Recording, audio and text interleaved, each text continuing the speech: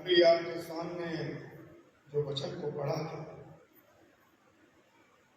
मत्ती 9 उसके 35 से लेके 38 तक, मैं चाहूँगा कि एक बार फिर से इस वचन को हमारे सामने पढ़ दिया जाए, क्योंकि ये वचन हम जैसे लेमैन और आप जैसे लेमैन और वुमेन पर है, और वही हमारा टॉपिक है कि हम इस वचन पर आज बनेंगे। मैं चाहूँगा कि कोई बेटा या बेटी इसका दोबारा से इस वचन को पढ़ दे।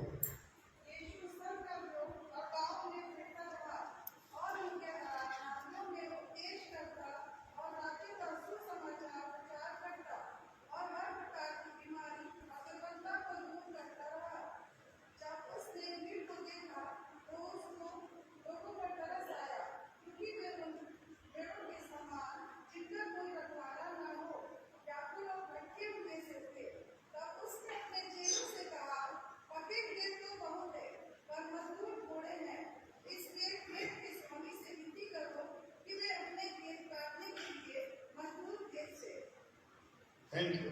आइए से पहले हम वचन की प्रार्थना करें।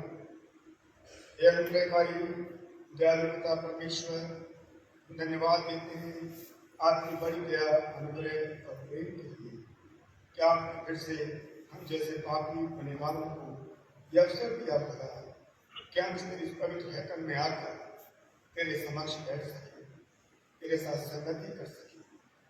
खुदा तेरा धन्यवाद देते हैं और दुआ करते हैं प्रभु इस वचन के लिए जो आपने हम जैसे लोगों के लिए उधर दिया, ताकि खुदा हम इसको अपने जीवन में पढ़ें, इस पर अमल करें और इसके द्वारा प्रभु हम तेरे इस वचन को तमाम जिंदगी हमारे अपराध हमारी गलतियों को माफ कर अपने आप को खुदा के हाथों में सौंपता हूँ। प्रार्थना को उद्धार करता प्रभु यीशु मसीह के नाम से मांगे, सुन और कबूल कर ले।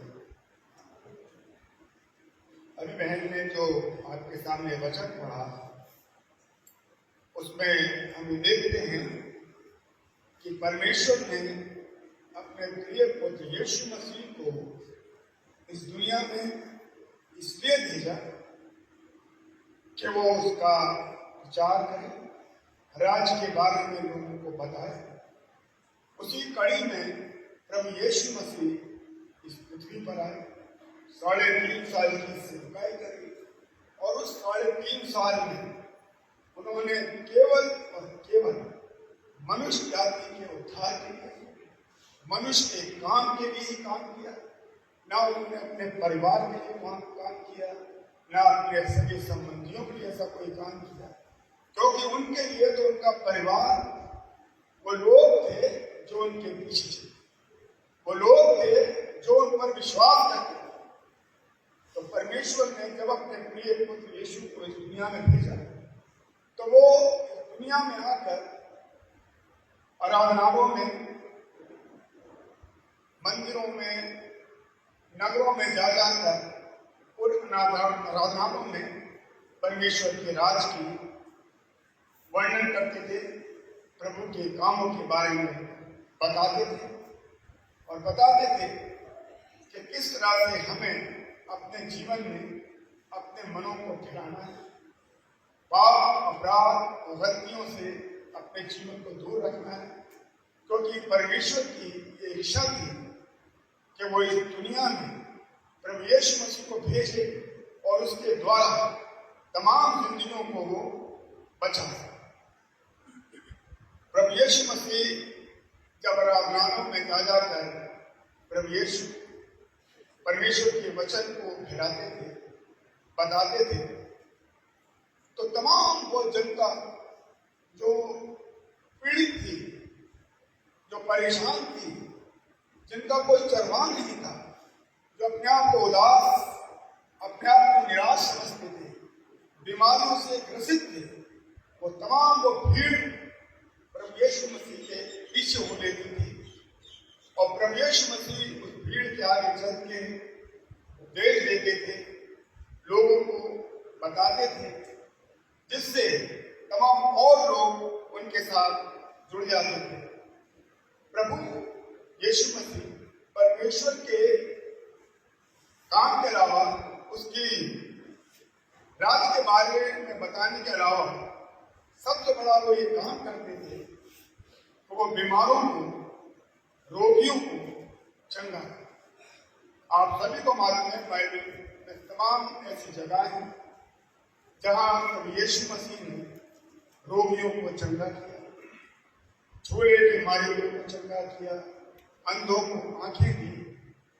तो जब वो बीमारियों को ठीक करते थे, रोगों को दूर करते थे, तो तमाम उस समय भी ऐसे लोग पाए जाते थे जो तरह तरह की बीमारियों से ग्रसित होते थे। तो वो भी प्रभु यीशु मसीह के पीछे चलते रहते थे ताकि उनका भी वो नंबर आए और वो अपनी दुर्बलताओं से, अपनी तकलीफों से और अपनी बीमारियों से छुटकारा। आज मेरे और आपके जीवन में भी यही देखा है कि हम लोग, कोई कन्वेंशन होती है, कोई बड़ा उपदेशक आता है, कोई प्रचारक आता है, तो वहां हम लोग इकट्ठे हो जाते हैं। लाखों लोग, हजारों लोग उस उपदेश को सुनने जाते हैं, उनसे शिफा मांगने जाते हैं और चंगाई मांगने जाते हैं। लेकिन क्या हमने कभी अपने जीवन में यह मनन किया है कि जब हम कन्वेंशन में जाते हैं या उन बड़ी बड़ी जगहों में जाते हैं जहां परमेश्वर के दास प्रचार करने के लिए आते हैं, तो हम देखते हैं कि 2 दिन, 1 दिन, 3 दिन, जितने दिन का भी वो कार्यक्रम होता है, हमारे जीवनों में एक बदलाव सा होता है, एक चेंजेस होता है और हम सोचते हैं कि हमारा जीवन आगे ठीक हो जाएगा। लेकिन मैं किसी की कोई आलोचना नहीं कर रहा, लेकिन उस समय के बाद हमारे जीवन ज्यों के त्यों हो जाते हैं। प्रिय परमेश्वर यीशु मसीह ये कहना चाहते हैं कि खेत के स्वामी से ये विनती करो कि तुम्हारे लिए वो मजदूर भी, उन पके खेतों का मतलब है मैं और आप जो एक खेत के समान है, और मजदूर वो लोग हैं जो प्रभु का प्रचार करते हैं। मजदूर वो लोग हैं जो हमारे मनों को फिराते हैं। मजदूर वो लोग हैं जो हमारे रोगों से, हमारी बीमारियों से हमें शिफा देते हैं। यदि हमारे जीवन में ऐसा हम पाते हैं, क्योंकि परमेश्वर अपने चेलों के साथ जब चलता था और जब वो शिफाएं देता था, चंगाइयां देता था, उनको क्षमा करता था उनके पापों से, तो वो उनका जीवन हमेशा हमेशा के लिए फिर जाता था। फिर वो उस रास्ते पे नहीं जाते थे। फिर जो रोगी होते थे उनको वो रोग नहीं होता था। तो आज हम ये देखते हैं कि हमारे जीवन में क्या ऐसी कुछ होता है? यदि हमारा विश्वास है कि हमने उस कन्वेंशन में जाकर, उस जगह जाकर हमें शिफा मिली है, चंगाई मिली है, या हमने अपने पाप, अपने अपराधों से तौबा कर ली है और आगे भी हम ऐसा नहीं करेंगे, तो हमें परमेश्वर से ये प्रार्थना करनी है कि खुदा, जो भी तेरे दास ने आज हमारे जीवन में किया है, हम उसको अपने जीवन में ताउम्र तक उसको अमल में रखें या हमारे जीवन में वो पूरा हो। मेरे प्रिय, मेरे अजीजों, जब प्रभु यीशु मसीह ने कहा कि भीड़ बहुत चलती थी, तो एक जगह प्रभु यीशु मसीह रुक जाते हैं और वो देखते हैं एक बहुत भारी जन समूह, बहुत भारी भीड़ उनको दिखाई देती है। तब उन्हें वो तरस आता है, और तरस इसलिए आता है कि उन्हें ऐसा लगता है कि ये जन समूह, ये भीड़, इसका कोई रखवाला नहीं है, इसका कोई चरवाहा नहीं है। तब वो अपने चेलों से कहते हैं कि उन्हें तरस आया है और उनकी दुर्बलताओं को देखकर, उनकी परेशानियों को देखकर, और वो उन पर तरस खा के कहते हैं कि परमेश्वर अपने लोगों से कि परमेश्वर से प्रार्थना करो या खेत के स्वामी से प्रार्थना करो कि इनके लिए मजबूत हो, क्योंकि प्रभु जानते थे, यीशु मसीह जानते थे कि जीवन भर वो इस पृथ्वी पर उन्हें नहीं रहना है। इसलिए वो अपने चेलों से ये आग्रह करते हैं, विनती करते हैं कि प्रार्थना करें ताकि इनके लिए और मजदूर भेज। मजदूर से मतलब इनको सही राह दिखाने वाला, इनका रखवाला, इनके मनों को फिराने वाला वो लोग आए जो इनकी देखरेख कर सकें। आज मेरे और परिवार के परिवारों में भी अगर हमारे जीवन में हमारा कोई रखवाला नहीं है, अपने परिवारों के हम अगर रखवाले नहीं हैं, तो हमारे परिवार, हमारे खानदान इधर से उधर समाप्त हो जाते हैं या बुरे रास्तों पर चले जाते हैं। तो एक तरह से हम भी अपने परिवारों के लिए एक रखवाले हैं। हमारे परिवार, हमारे लोग हमारे लिए खेत के समान है और हम उनकी मजदूरी करने के लिए परमेश्वर ने हमें चुना है। मेरे प्रिय मेरे अजीजों, आप सब लेवेन हैं, लेवेन हैं, मैं भी लेवेन हूँ। और प्रभु यीशु मसीह, कितनी लोग यहाँ जमा हैं, कितने लोग अन्य चर्चिस में जमा हैं, और तमाम लोग क्यों आते हैं? इसलिए आते हैं ताकि उन्हें उनकी प्रॉब्लम, उनकी परेशानियों से छुटकारा मिले। और दास हमारे पास एक है जो परमेश्वर के द्वारा हमें दिया गया है। क्या ये दास, क्या ये परमेश्वर का सेवक आपके हर परिवार में जाकर या आपके हर एक इंडिविजुअल लोगों में जाकर आपकी प्रॉब्लम में दूर कर सकता है? नहीं। इसलिए परमेश्वर यीशु मसीह कहते हैं कि प्रार्थना करो, विनती करो, ताकि आप लोग या हम लोग बैठे हैं, हम में से कुछ लोगों को वो एक मजदूर की तरह चुन ले, ताकि वो उन खेतों की, उन लोगों की जो भीड़ की भीड़ उनके पीछे चलती थी, उनकी वो अगुवाई कर सके, उनको सही मार्ग दिखा सके। अभी आपके सामने एक भाई आए, ऐसे ही वो भाई हैं, उन्हें भी एक अच्छे चरवाह, एक अच्छे नेशन की जरूरत है, और उन्होंने चाहा कि इस भवन में आकर वो परमेश्वर के पास आए ताकि उनको शांति मिले, उनको उनकी प्रॉब्लमों से छुटकारा मिले। मेरे प्रिय मेरे अजीज, मेरा आपका सबका ये कर्तव्य है कि हमें परमेश्वर के लिए एक मजदूर बनना है। हमें जो परमेश्वर ने, यीशु मसीह ने जो कार्य सौंपे हैं, हम उस कार्यों को पूरा कर सकें। अभी पिछले लेडी वीक में मैंने पिछले मंडे को ये अनाउंस किया था कि हम पूरा सप्ताह हम ये लेडी वीक मनाएंगे और आप सभी लोग उसमें आएंगे। लेकिन मुझे थोड़ा अफसोस हुआ कि बहुत कम लोग उसमें आए। दुनियावी कामों में हमारा और आपका समय निकल जाता है। हम अपने प्रभु यीशु मसीह के लिए अगर साल में एक हफ्ता, और वो भी घंटे 2 घंटे का समय जो हमें दिया जाता है इस भवन के लिए, परमेश्वर के काम को पूरा करने के लिए, क्या हम उसको पूरा करते हैं? क्या हमारे जीवन में वो काम पूरे होते नहीं होते? मेरे प्रिय मेरे अजीज, वही गिनती के लोग इस पूरे सप्ताह हमारे लेडी वीक में रहे, इस चर्च में काम किया, यूथ ने काम किया, सब तरह लोगों ने काम किया।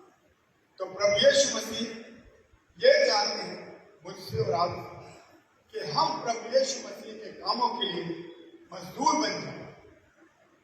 यदि हम, खुदा ने हमें ऐसा अवसर दिया है, खुदा ने हमें ऐसी सामर्थ दी है कि हम घर जाकर प्रेयर मीटिंग कर सकें या प्रभु के वचन को हम दे सकें, तो मेरा और आपका ये कर्तव्य है कि हम घरों में जाकर प्रभु यीशु मसीह के उस कामों को पूरा कर सकें।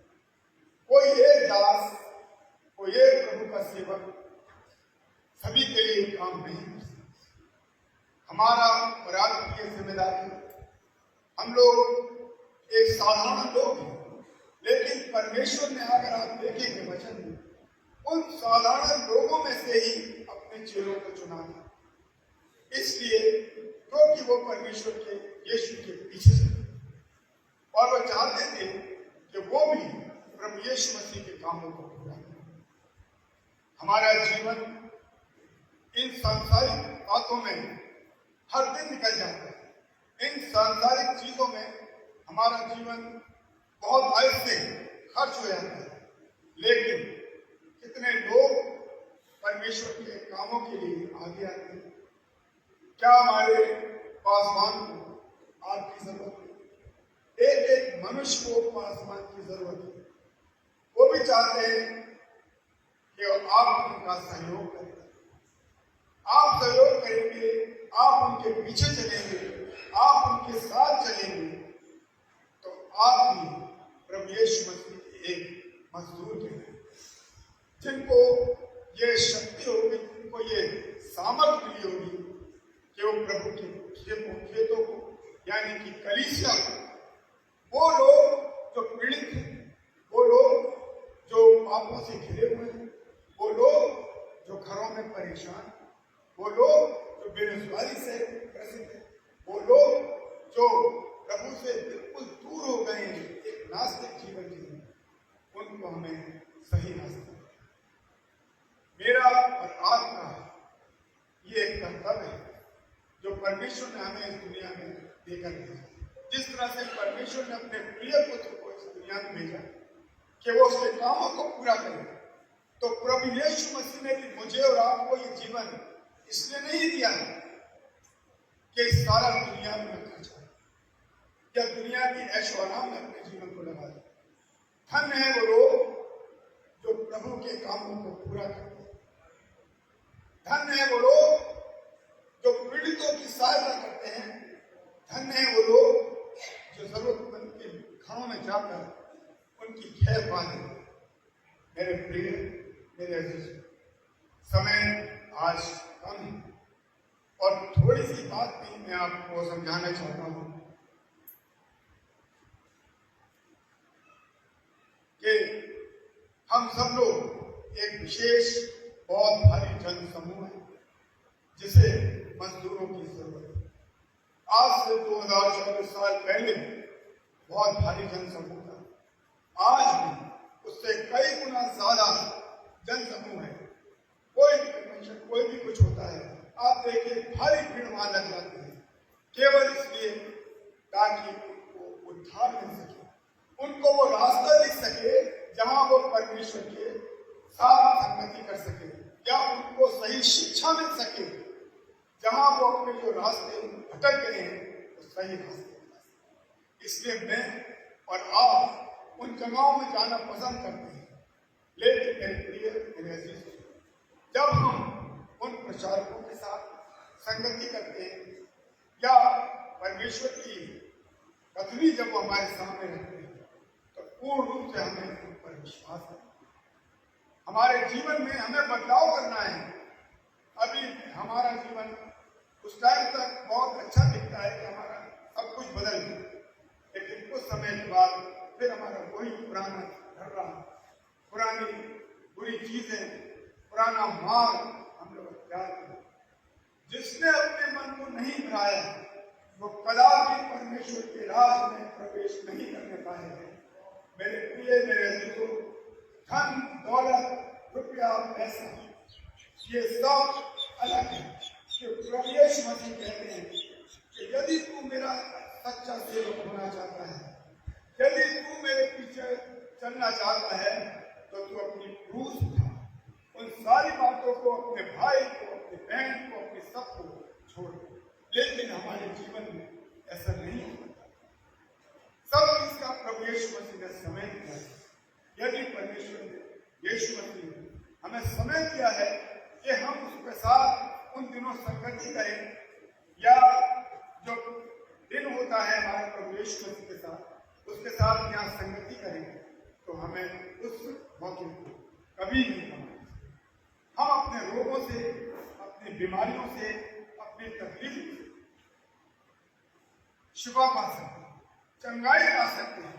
हमारे कलीसिया में परमेश्वर ने कहा है, यीशु ने वचन में कहा है कि जब तुम पीड़ित हो या जब तुम रोगों से घिरे हो या जब तुम परेशान हो तो तुम अपने कलीसिया के प्राचीन को बुलाना और उससे प्रार्थना करवाना, और ऐसा करने से आपके रोग, हमारी परेशानियां, हमारी दिक्कतें, हमारी चिंताएं सब समाप्त। जरूरत है हमारे जीवन में उस अच्छे मजदूर की जो प्रभु का रास्ता है। हमें ऐसे मजदूरों की जरूरत नहीं है जो हमसे लालच से प्रेम करें, जो हमसे पैसे से प्रेम करें।